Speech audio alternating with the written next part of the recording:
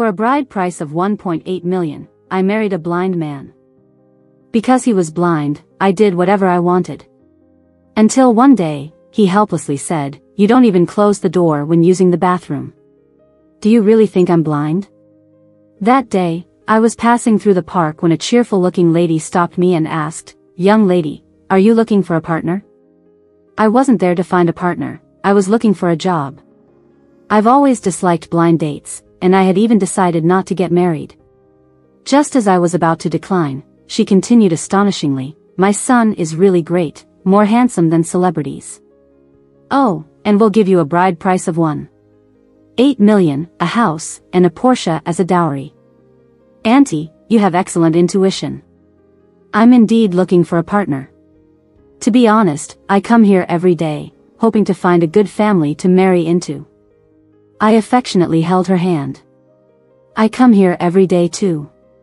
You're the prettiest girl I've ever seen. Where are you from? What's your education?" The lady's smile grew wider. "Texas. I just graduated from college in New York." The lady was even happier and sat me down to chat more, asking lots of questions, getting more and more satisfied. Finally, she concluded, "I really like you. If you don't mind my son, I'll arrange for you to meet him tomorrow." I quickly assured her, "Why would I mind? Do you have a photo of your son?" I asked eagerly.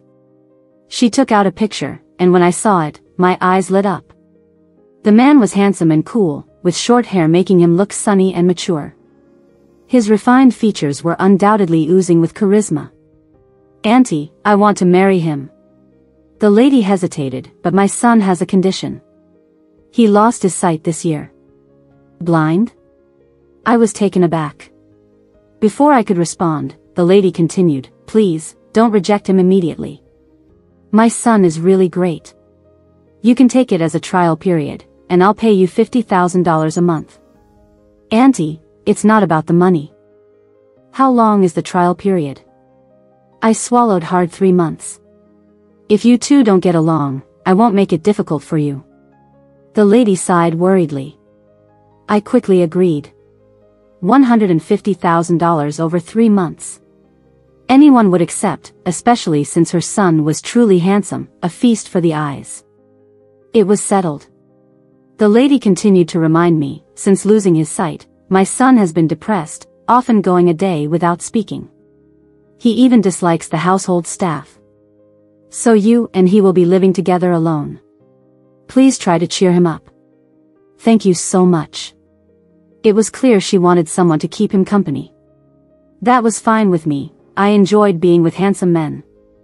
We arranged to meet at the nearby cafe at 9 a.m. the next morning for a formal introduction. The next day, I wanted to wake up early to get ready, but I overslept.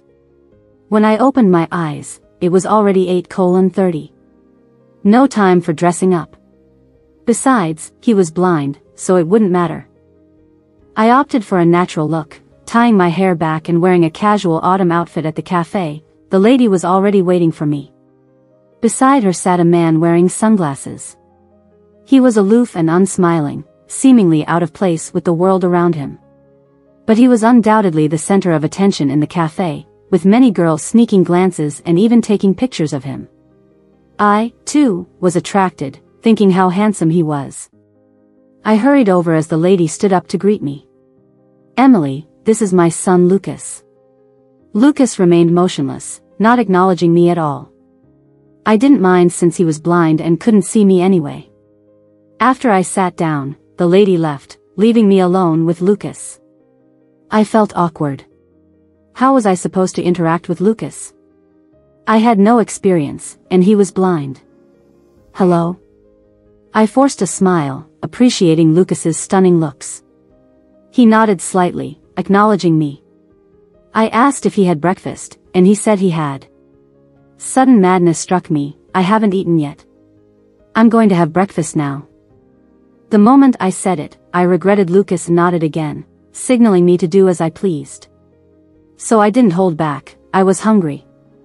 The breakfast at the cafe was incredible, and I couldn't stop eating. Since Lucas couldn't see me, I didn't have to worry about my image.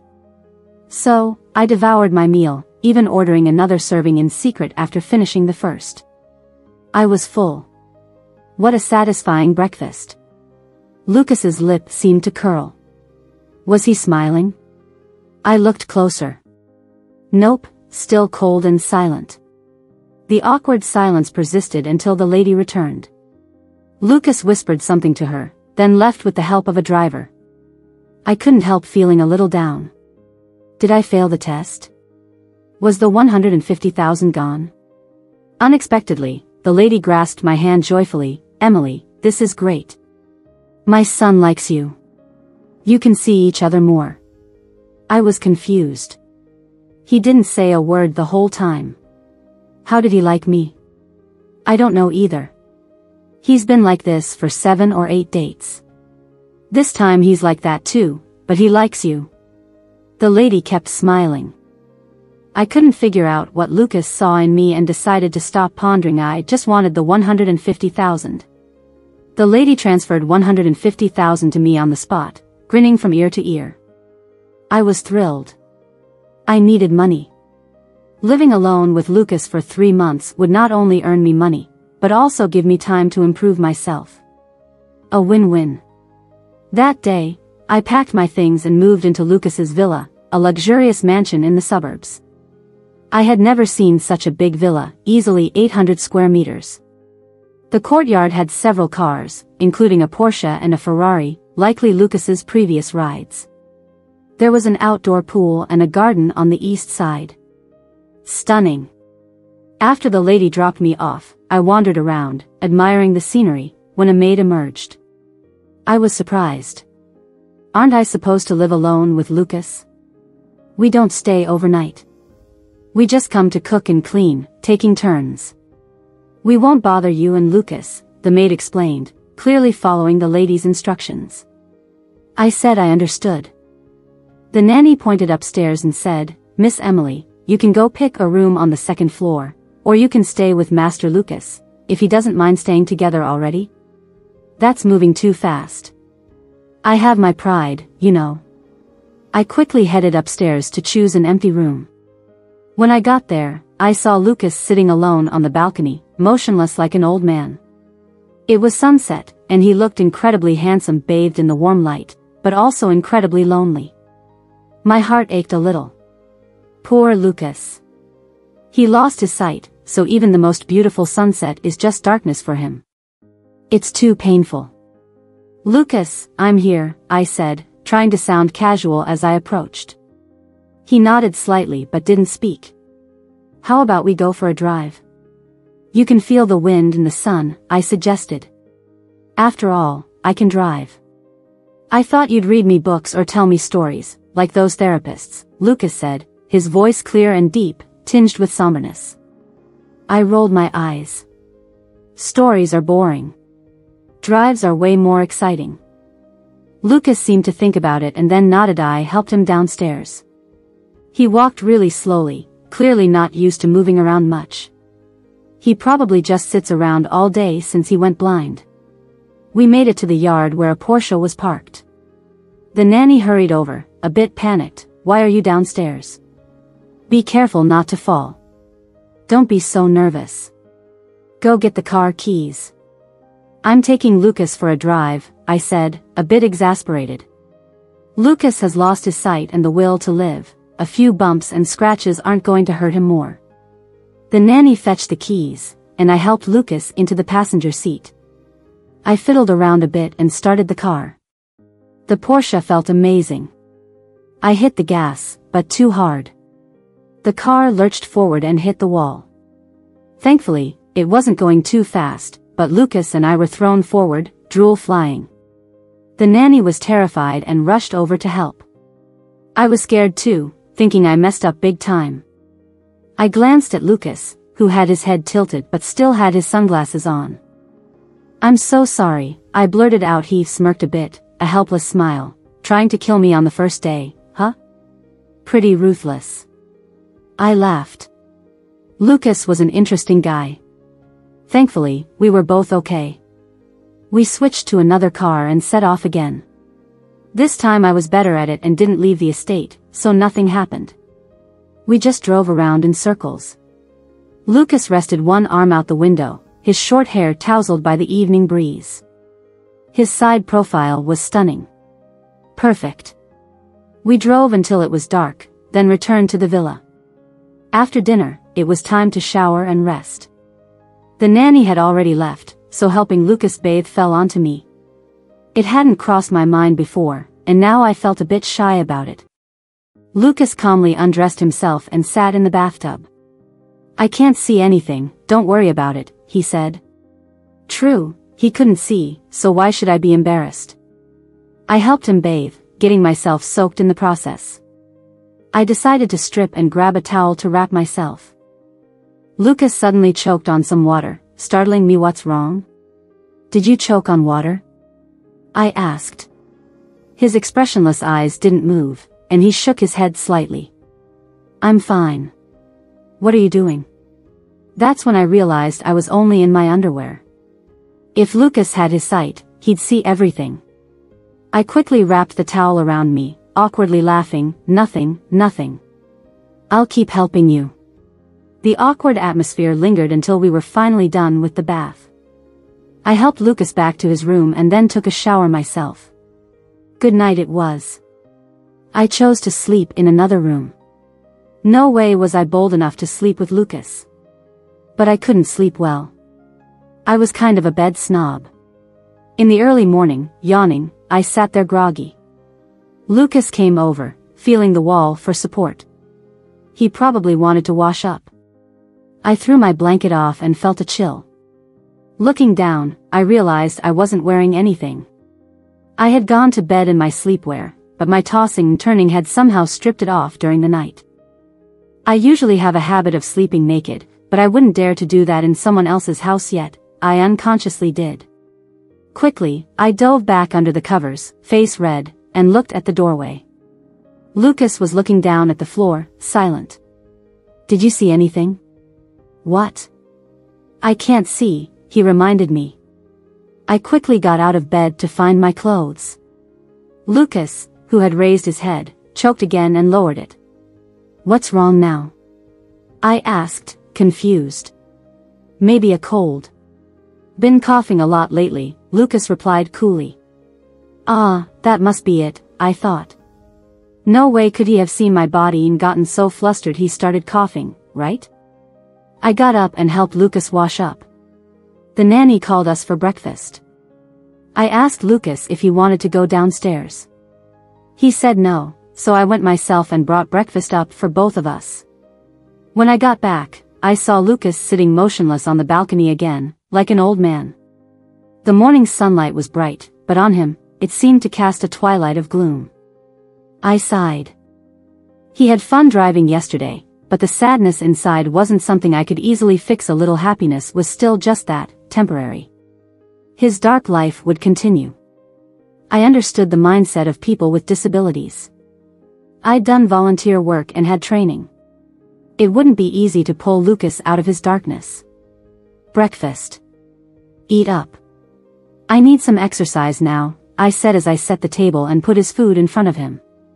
He hesitated for a moment. Usually, the nanny feeds me. You can try grabbing the spoon like this, scoop, and the cereal goes into your mouth. I squatted down and took Lucas's hand. Try it, and with your other hand, pinch like this, and the snack goes into your mouth too. Lucas let me guide him, his hands never idle. He did it easily, no need for help. See, easy right? That's how I eat, using both hands. I smiled. The corner of Lucas's mouth lifted slightly, and he nodded. I chuckled inside. People with disabilities actually hate it when you treat them like they're disabled, especially someone as proud as Lucas. My principle is simple, for big words, treat him like he's not blind. I didn't treat Lucas like he was blind and let him eat breakfast on his own. He had a good appetite, leisurely enjoying the sunrise and the food. I started doing some warm-up exercises, still in my pajamas. I suddenly realized my pose wasn't very graceful because I was bending and twisting, my neck showing a lot of skin, facing Lucas directly. If he wasn't blind, his eyes would have seen more than they should. I quickly looked at him, he sat there calmly. Behind those sunglasses, who knows if his eyes were on me? Wait, he's blind, what would he be looking at? I was overthinking. There's no way this blind handsome guy would be looking at me like that. I relaxed and continued my morning exercise, bending and twisting. All my moves were for the sun to see. After working up a sweat, I looked at Lucas. He was lying sideways on the chair, head tilted, not facing me, sleeping. This early in the morning? That's weak. I tried to push him back inside, but he sat up. I'm not asleep. Then why were you lying there? Me? It's too sunny. Even though I'm blind, I can still feel the light, and it's uncomfortable. Lucas explained, a bit embarrassed. A proud young master, sounding embarrassed. I blinked, not thinking much of it. Maybe he wasn't embarrassed, maybe I overthought it. After all, there's no way a blind person's heart would race, blood reverse flow, and chest heave because he saw my morning exercise, right? After he finished breakfast, I got ready to work. My job was to accompany Lucas and successfully pass the probation period. I asked the nanny about Lucas's hobbies. Lucas had many hobbies: riding motorcycles, singing, painting, and playing piano. Unfortunately, he quit all of it after the accident. The nanny felt for Lucas. I thought for a moment and decided on singing. If Lucas could take up a hobby again, it would pull him out of his darkness, at least a big step forward. And I'm good at singing, so starting from there wouldn't be hard. I had the nanny set up the sound system and got the equipment ready to show off my singing. The singing room was on the 3rd floor. Lucas used it before. It had complete equipment but looked like it hadn't been used for a long time. I grabbed the mic and started singing. Before long, Lucas was brought up by the nanny. He sat silently on the chair, listening to me sing. Energized, I sang one song after another. Lucas smiled slightly, clapping and commenting, "Your high notes are hoarse, mid-range is heavy, low notes are floating. You have a lot of room for improvement. You sing then." I've never lost in singing. I challenged Lucas. The nanny was startled, signaling me to flatter Lucas and not argue with him. I didn't care. Neither did Lucas. He stood up and walked towards me. I handed him the Mishi, chose a song and began to sing softly. I was stunned. Lucas's melancholic yet steady voice singing this song was perfect. Yet, the sadness in his voice filled my heart. Watching Lucas sing, I felt his melancholy wasn't just because of his blindness. After finishing, those lyrics seemed to affect him. He turned and walked downstairs with no expression, likely heading back to the balcony. My heart tightened. I wanted Lucas to rediscover his interest in singing, but he ended up singing himself into a shutdown. "Lucas, you're amazing. How about we form a street band?" I grabbed Lucas, eagerly suggesting, "Let's go to the nearby plaza tonight and sing. We'll use a small box to collect money." Lucas hesitated. "Collect money? How does that work?" "If we sing well, people give us money." "Begging?" "We earn with our skills, not begging." The nanny, looking worried, shook her head at me, thinking I was insulting Lucas. Lucas didn't refuse but didn't agree either. He just thought quietly. Worried he might say no, I said, "We'll split the money, you get the bigger share." Lucas laughed and surprisingly patted my head, "All yours." Lucas agreed to join me, not for begging, but for singing. He was generous, saying I could keep all the money. I was thrilled, immediately preparing the money box. I had wanted to do this for a long time. Having sung in bars before, I thought if I couldn't find a job, I could always sing. That night, we went to the nearby plaza. The nanny came too, worried Lucas might have an accident. By the time we got there, it was getting dark. The plaza was crowded with street performers and internet celebrities. I picked a spot and, helped by the nanny, set up the equipment and marked our territory. Lucas stood aside, feeling the wind. He wasn't used to it, having stayed indoors too long. The noisy crowd seemed to make him uneasy. And of course, the girls staring at him made him uneasy too. We got set up quickly. I cleared my throat and sang a song to lighten the atmosphere. Honestly, I'm pretty good at singing, plus, I look decent and have a nice figure, so I attracted a large audience quickly. I took the opportunity to pull Lucas into the scene. He seemed like he wanted to leave. Clearly, he didn't enjoy noisy places. I grabbed the chance. Lucas, let's sing Lover together. As your future wife, isn't it fitting for us to do a duet? His annoyed expression softened, and he chuckled. Your probation period isn't over yet. But it's okay, as long as we're each other's lover in the future. Lucas didn't say a word, he grabbed the mic. We started our duet. When the song ended, to our surprise, it was a massive hit. Lucas instantly became the star of the show. He's already incredibly handsome, and his singing was so amazing that the crowd went wild. I lost count of how many people recorded us. We made a ton of money, and I couldn't stop smiling. Lucas gradually got used to the atmosphere and sang several more songs with me, genuinely smiling for the first time in a while. It wasn't just a slight grin but heartfelt laughter. The following days centered around street performances. Lucas and I became an online sensation, fulfilling my vanity immensely. We got really close, and I had free reign in the villa. Given that he couldn't see anything, I did whatever I wanted. Like running around in my pajamas all day. Like dragging Lucas into yoga sessions, doing splits right beside him. Or, forgetting my towel after a shower, I'd just run out holding my chest. There was no way I'd have Lucas fetch it for me. He's witnessed pretty much all of my antics. For some reason, his cough never really went away. He'd suddenly start coughing at random times. Once, while he was drinking tea, I came out blowing my hair wrapped in a towel, happily wiggling my hips. He spat tea everywhere on the spot. I got startled and asked him what happened. He covered his mouth and waved, got burned, it's hot. It seemed genuine too. After all, he's blind. It couldn't possibly be because he saw me wiggling my hips and got flustered, right? I spent more than 2 months like this with him. Lucas was happy every day, clearly motivated. We often went for drives. I crashed the Ferrari once, giving Lucas a bump on his head.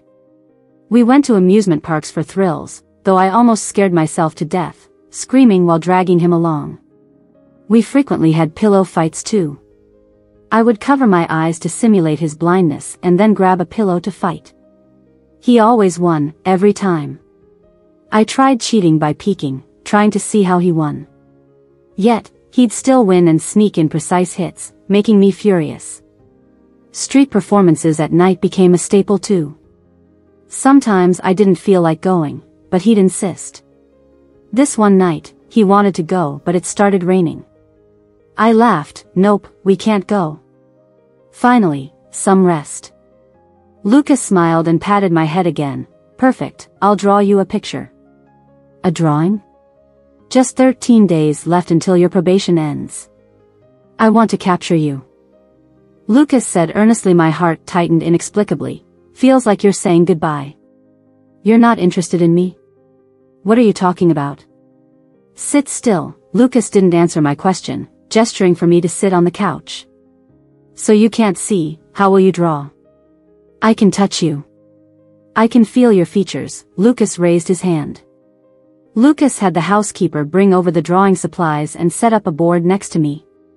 Lucas sat beside me, left hand able to touch me, right hand to draw. I sat obediently, watching Lucas, curious about how he'd depict me. He started quickly, his left hand gently feeling my face, inch by inch. His hand was warm and comfortable, although a bit ticklish. I kept giggling because I'm ticklish. Lucas laughed too, his smile ever present. It took a while, but he finished, and my neck was sore. I peeked over, and there on the board was a beautiful portrait of me. A real beauty.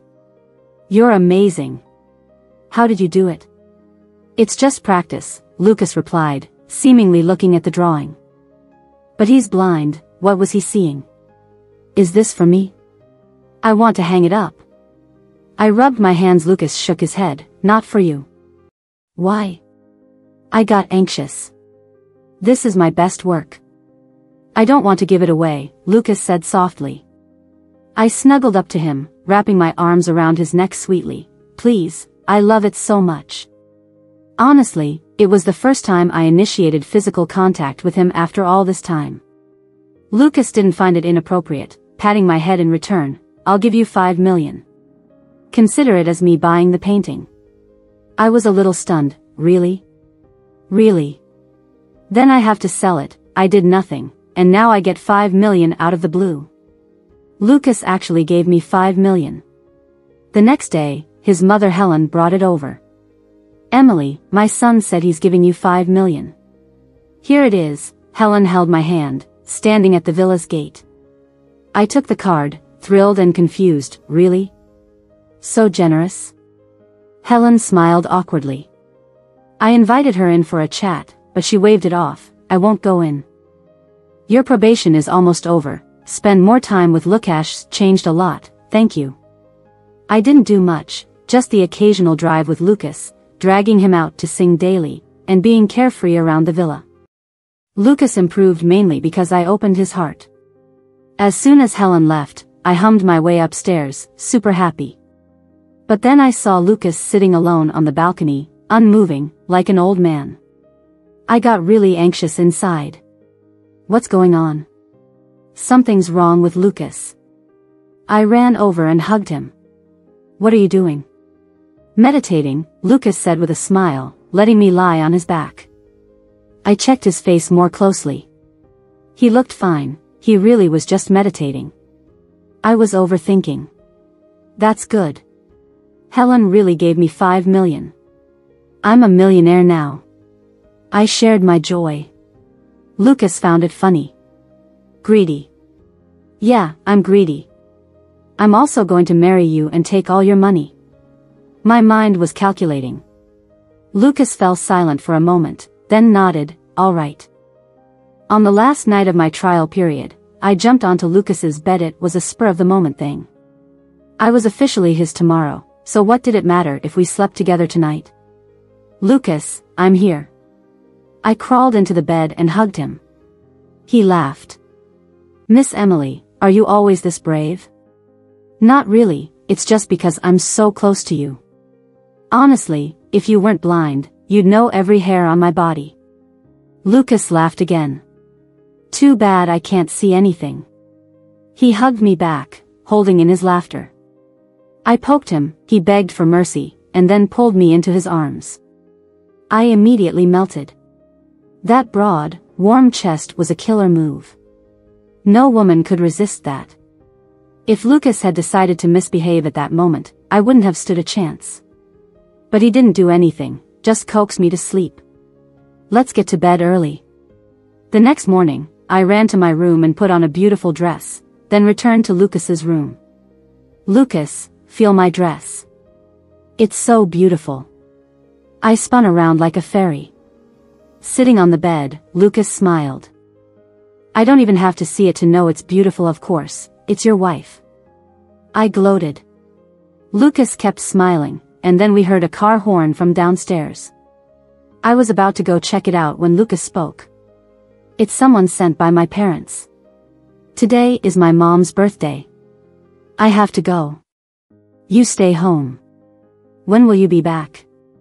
Today's my big day, remember? Soon. Lucas looked down. 2 maids came up to help him freshen up. I wanted to see what was going on, but 2 men in suits blocked the stairs. Something felt off. Lucas, are you sure they're your parents' people? I asked. Yes, Lucas replied, and the maids helped him downstairs. I tried to follow, but he turned and gave me a gentle smile.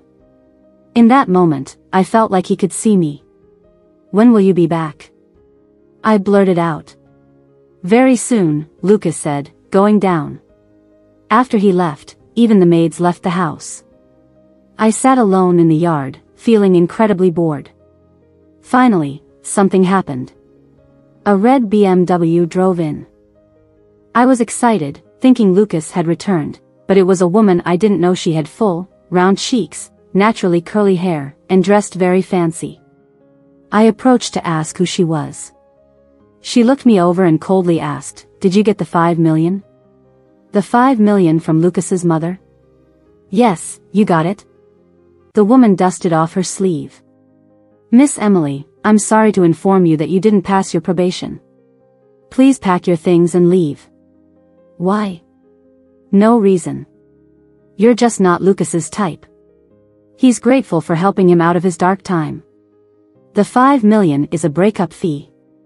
"Breakup fee?" My lips trembled, and my heart ached for no reason. Why did it turn out like this? I admitted I went for the money at first, but after these 3 months, money didn't matter anymore. Feelings can't be measured by money. All my moments with Lucas, our drives crashing into walls, singing together, and painting, were imprinted in my mind. I don't believe Lucas would ditch me. I stared at the woman. She stayed calm. "Miss Emily, you have an hour to pack and leave, or I'll call the police and have you removed for trespassing." She went back to her car. I stood there, dumbfounded, my mind blank. Why did this happen? Feeling wronged, confused, and hurt, with the added betrayal of Lucas's departure, tears streamed down my face. He said he'd be back soon. An hour later, the police came. I packed my things in a daze and left like a walking corpse. Back at my long-missed rental, I still couldn't accept reality. I thought of the songs Lucas sang, the paintings he made, and his betrayal when he left. He must have known I had to leave. Feeling miserable for days, I finally went out to find food, out of energy. Walking, I suddenly passed out near a park. When I woke up, I was in a hospital. A nurse told me a stylish woman brought me in. I immediately thought it must be Helen from the park, Lucas's mom. "Where is she?" I asked urgently. "She left after paying, saying she didn't know you," the nurse replied. "Didn't know me? She obviously does. She's avoiding me." I quickly got discharged and ran to the park to find her. Waited for days but couldn't find her. I was convinced there was more to this story between Lucas and me. I rushed to Lucas's villa but found it empty. Lucas was gone. Looking at the empty villa, my heart felt just as empty. Why treat me this way?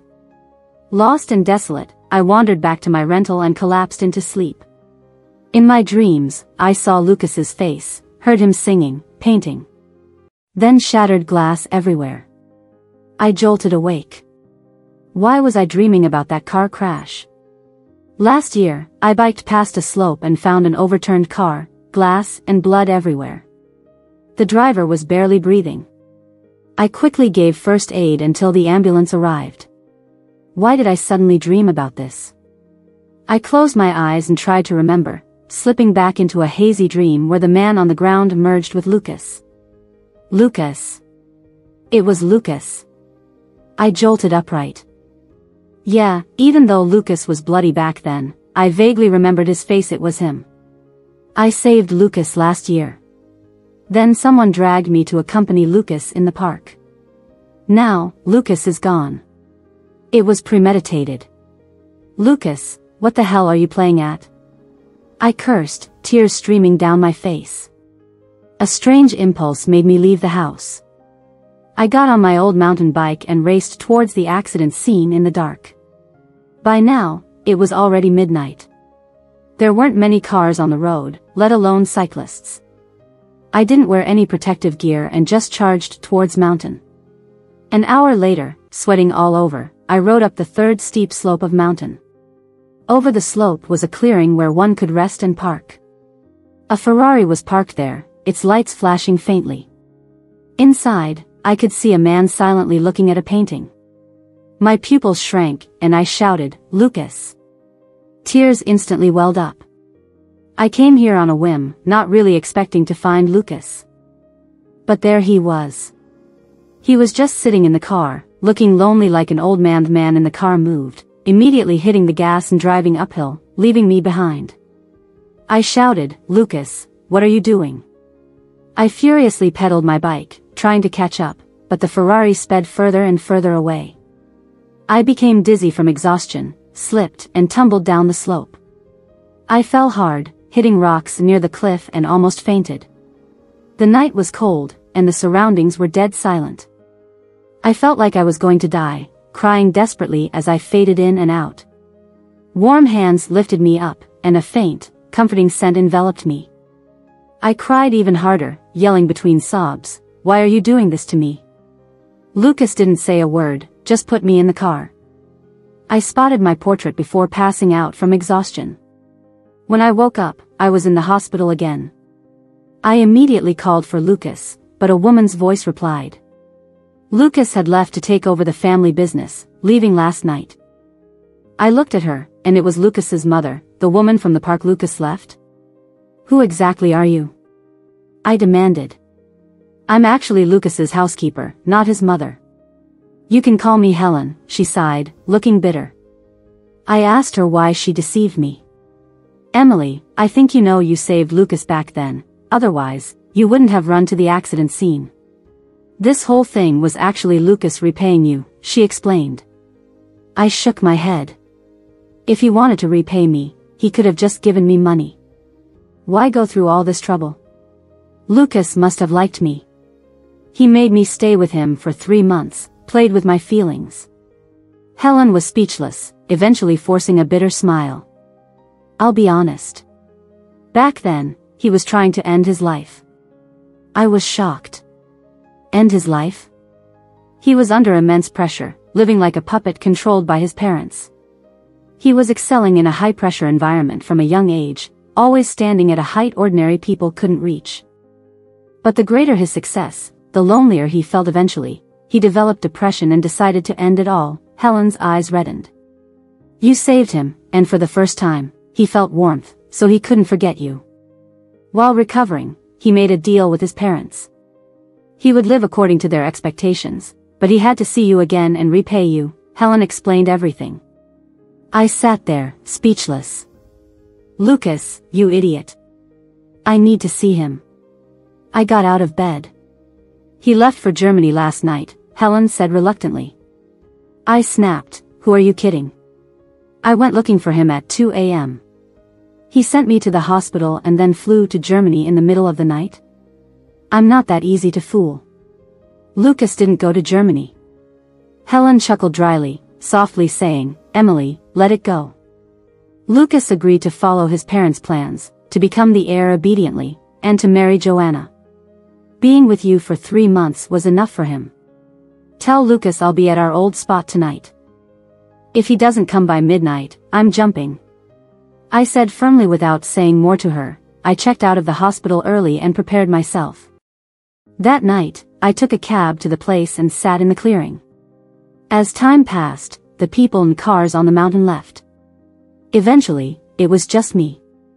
I checked the time, 11:45 p.m., 15 minutes to go.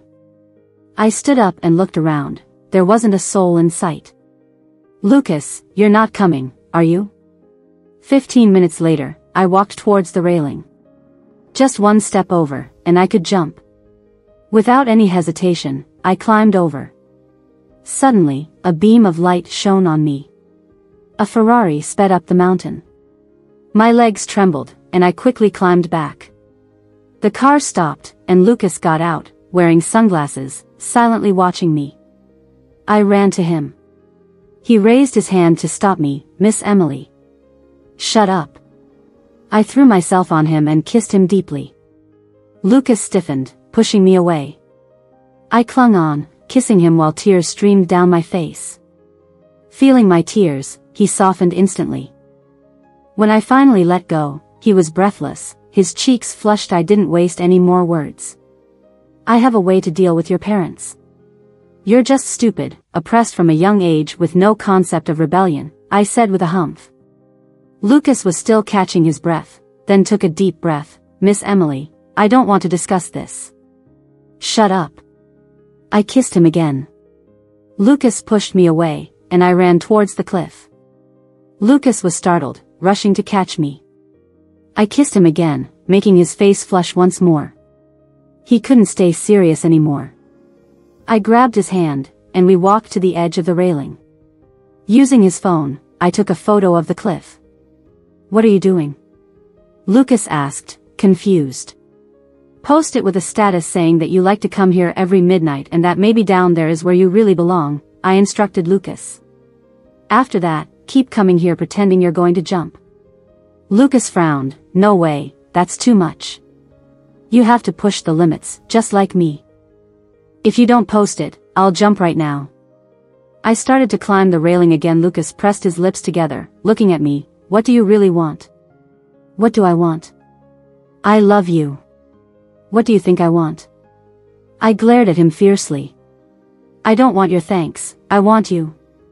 I had never spoken so dominantly before, as if our roles were reversed. Once I said those words, all the pent-up frustrations in my heart poured out. I cried like a child, glaring at Lucas while tears streamed down. Lucas hugged me tightly. Don't cry, I'll post it. Lucas updated his status. A photo of the cliff with the text, I like to come here every midnight, maybe down there is where I belong. Then I told Lucas to wait there while I left. Lucas listened, sitting in the car looking as lonely as an old man.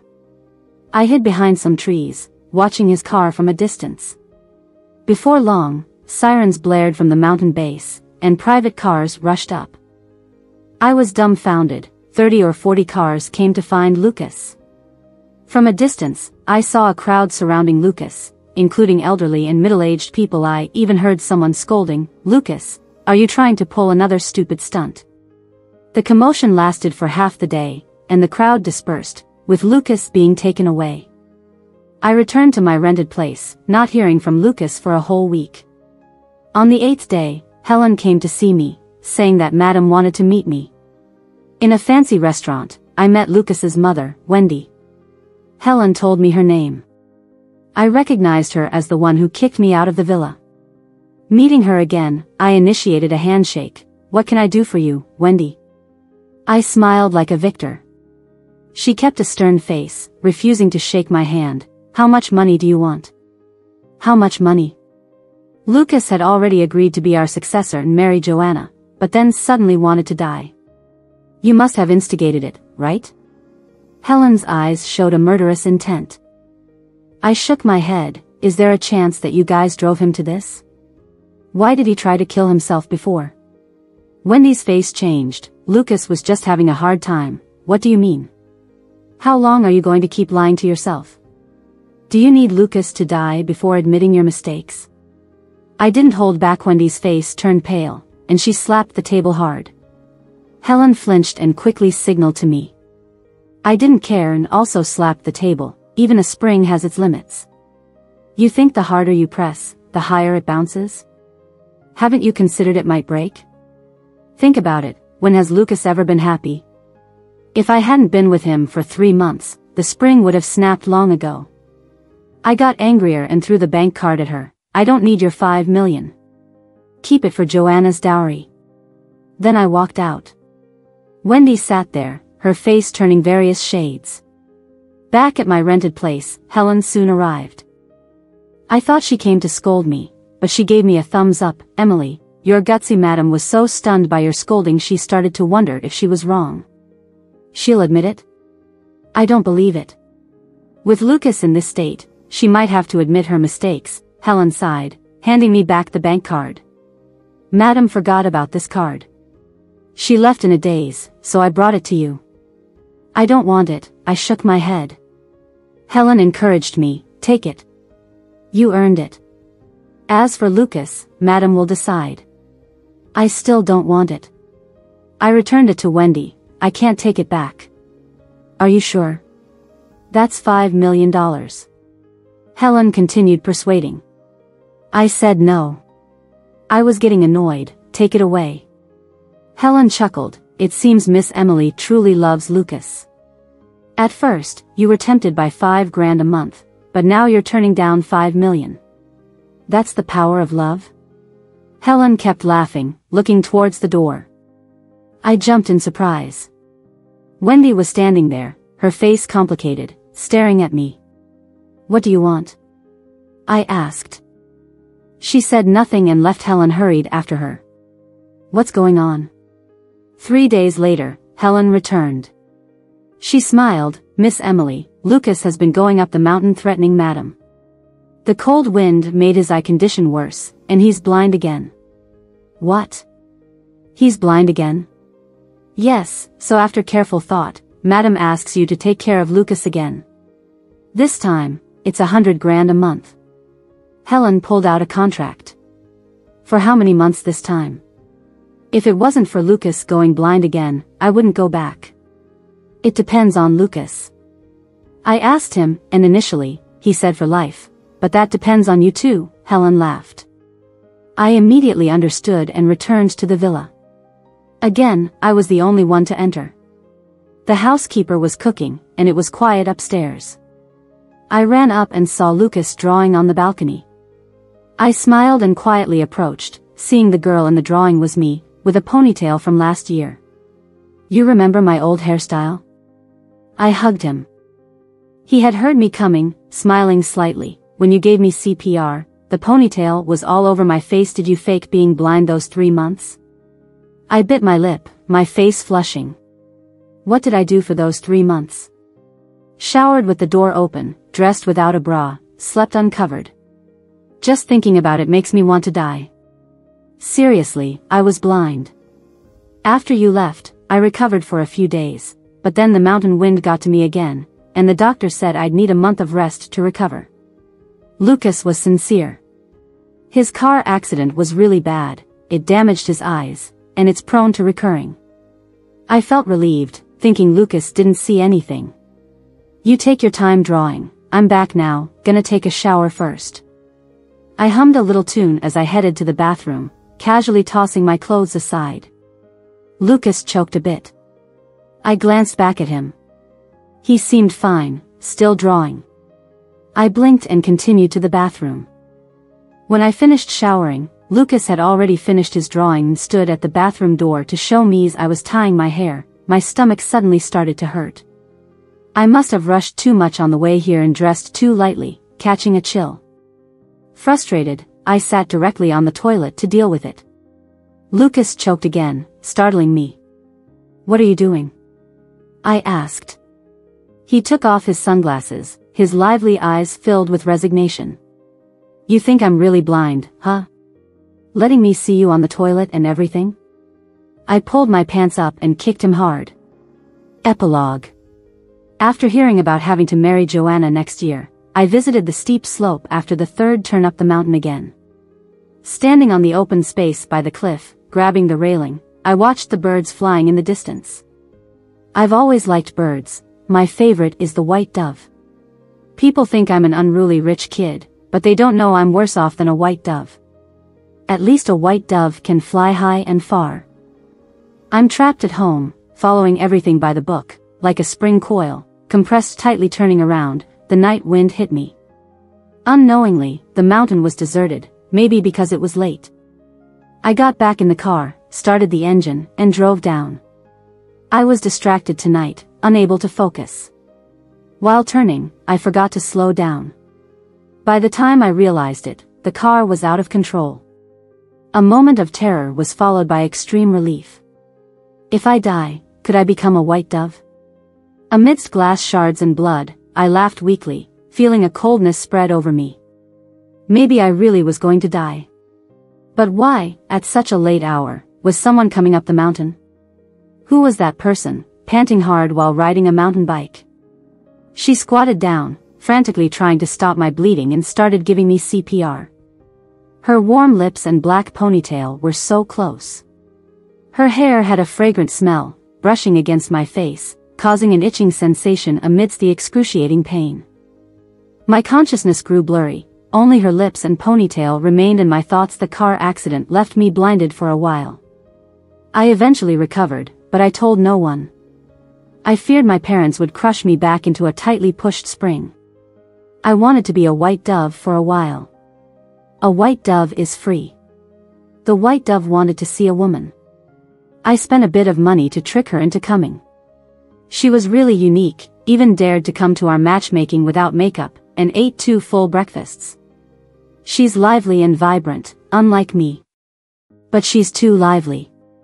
This is my home, yet she treated it like her own, leaving the bathroom door open, not wearing a bra, even sleeping naked. I couldn't bring myself to face Emily's liveliness, I could only disguise it with a cough. But a joy surged in my chest. I loved watching her liveliness. I'm usually not into girls, but facing her, I became like a furnace. We sang, we drew, we went on drives. Her liveliness became more flamboyant, stirring my heart. She's like a white dove. How could there be such a cute girl in the world? So I drew a painting of her. I wanted to remember her so I could look at the painting once she left. I could look at this white dove. When we parted, I lied to Emily. I told her I'd be back soon. But actually, I wasn't coming back. Because my parents' deadline was up, they let me be a white dove temporarily, and allowed another white dove into my life. Now, everything had to be recollected. I had to return to the cage, she had to soar. But I didn't expect Emily to come back to me, crying and shouting, "I love you." "I love you too," I said in my heart, hugging her tightly. I thought about eloping with her. Unexpectedly, she actually scolded my mom into silence. Emily succeeded, and I, the spring, finally relaxed. That day I sat on the balcony waiting for her to come back. I wore sunglasses, still pretending to be blind. Maybe it was because I was a bit shy. A weird kind of shyness. I didn't know how to face her. But I just love her, I want to marry her, I want to spend a loud and cheerful life with her from now on.